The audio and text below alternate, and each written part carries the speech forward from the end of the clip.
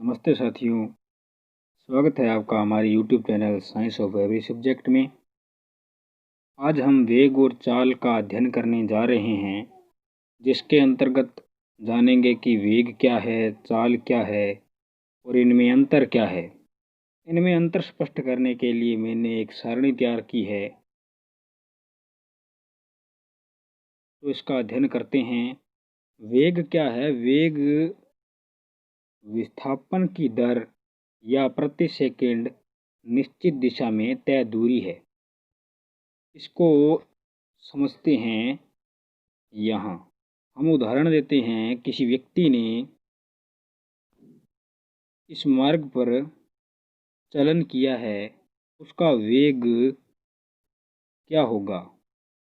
उसका वेग तय विस्थापन को हम यदि यहाँ से यहाँ तक तय विस्थापन और दूरी के बारे में मैंने पहले वीडियो में बताया है। यदि वो वीडियो नहीं देखी तो यह समझ में नहीं आने वाला है, तो उसको ज़रूर देखें। कि लिंक आपको डिस्क्रिप्शन में मिल जाएगी। तो व्यक्ति का वेग यहाँ से यहाँ तक तय विस्थापन को यदि s माने और समय को यदि t माने, यहाँ से यहाँ तक उस व्यक्ति ने यदि t समय लिया है, तो विस्थापन की दर अर्थात विस्थापन भाग समय या प्रति सेकंड निश्चित दिशा में तय दूरी। निश्चित दिशा में तय दूरी, यदि कोई पिंड निश्चित दिशा में दूरी तय कर रहा है, यदि कोई पिंड निश्चित दिशा में दूरी तय कर रहा है, तो उसकी यह तय दूरी विस्थापन भी कह सकते हैं, क्योंकि निश्चित दिशा में है तो विस्थापन होगा। और निश्चित दिशा में तय दूरी प्रति सेकंड निश्चित दिशा में तय दूरी वेग है, या ऐसे कहें या विस्थापन की दर कहें, एक ही बात है। तो इसका हमने यहाँ फॉर्मूला भी लिखा है। हमने यहाँ इसका फॉर्मूला भी लिखा है। और चाल की बात आती है तो चाल दूरी की दर या प्रति सेकंड तय दूरी है। इसको समझने के लिए यदि कोई व्यक्ति या पिंड इस प्रकार दूरी तय करता है, तो उसकी चाल तय दूरी को यदि हम s माने और यहाँ तक दूरी तय करने में लगा समय t माने, दूरी की दर अर्थात दूरी भाग समय होगा, या इसे कहें प्रति सेकंड तय दूरी। इसका भी फॉर्मूला हमने यहाँ लिख रखा है। तो अब इसके बारे में आगे और जानेंगे। वेग धनात्मक, ऋणात्मक या शून्य हो सकता है का अर्थ है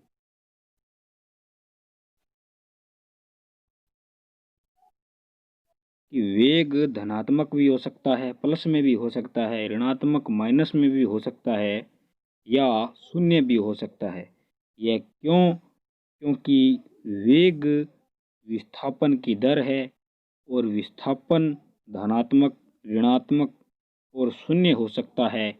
इसलिए वेग भी शून्य, धनात्मक, ऋणात्मक हो सकता है। इसको और समझें तो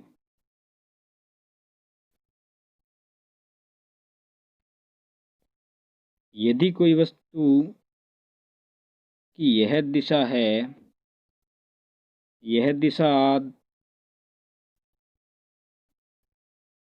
यदि कोई वस्तु की गति की दिशा ये है, तो उसके द्वारा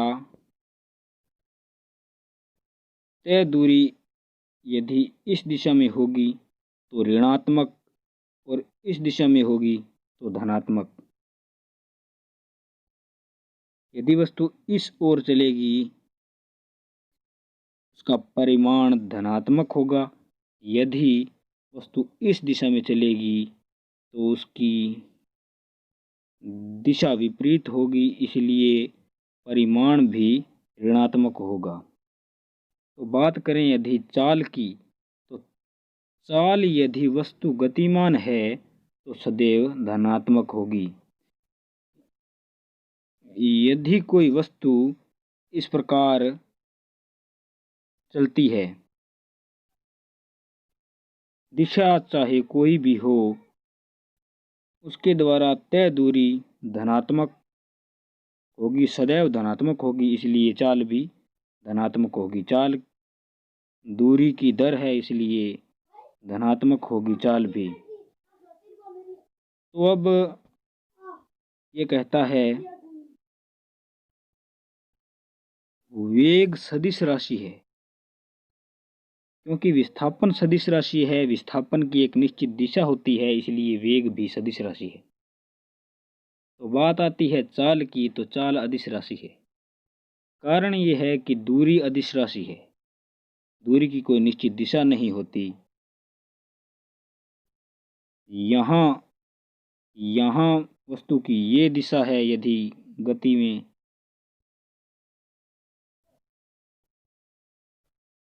यहाँ वस्तु की ये दिशा है तो यहाँ वस्तु की ये दिशा है। क्योंकि दूरी की दिशा अलग अलग है तो चाल की दिशा भी अलग अलग होगी, अर्थात चाल अदिश राशि है। ये गलत लिखा है, इसमें लिखना था कि वेग का एसआई मात्रक यदि अब हम बनाएं तो इसका सूत्र है वेग का, वेग होता है विस्थापन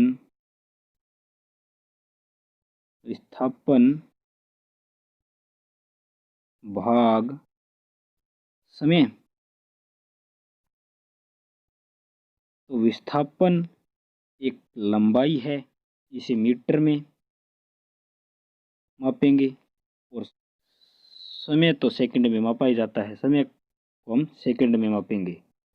समय का एसआई मात्रक सेकंड है, विस्थापन लंबाई है, इसलिए इसका एसआई मात्रक मीटर है। तो मीटर प्रति सेकंड,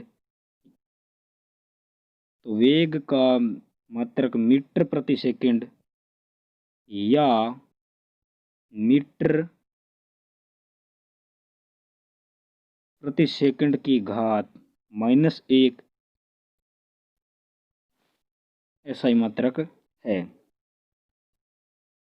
यदि बात आती है चाल की, तो चाल का भी एसआई मात्रक मीटर प्रति सेकंड ही है, क्योंकि दूरी को लंबाई ही मानेंगे, लंबाई में ही मापेंगे, उसको मीटर में ही मापेंगे, और समय को तो सेकंड में मापना ही है, तो उसका भी मीटर प्रति सेकंड या मीटर सेकंड की घात -1 होगा।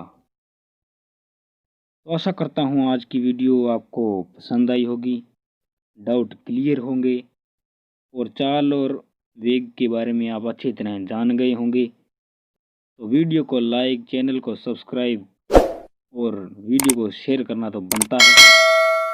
और ध्यान देने योग्य बात है कि बेल आइकन को ऑल पर सेट कर दें, ताकि नोटिफिकेशन आपके पास पहले पहुंचे और आप पहले व्यूअर या दर्शक बन सकें। इसी के साथ विदा लेते हैं, मिलते हैं अगली वीडियो में। तब तक के लिए जय हिंद, जय भारत।